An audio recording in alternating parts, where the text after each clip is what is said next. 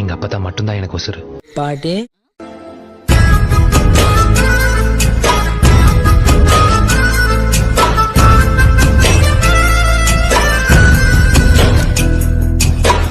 மண்ணில் ஒரு செடி மோள ரூம்குள்ள வந்துட்டேன்.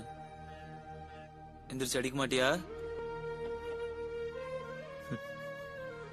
என்ன பண்றது பாட்டி? அவன் கூட யார் எப்படியோ எனக்கு ஒன்று ரொம்ப பிடிக்கும். சத்தியமா நீ இல்லாம நான் என்ன பண்ணுவேன்?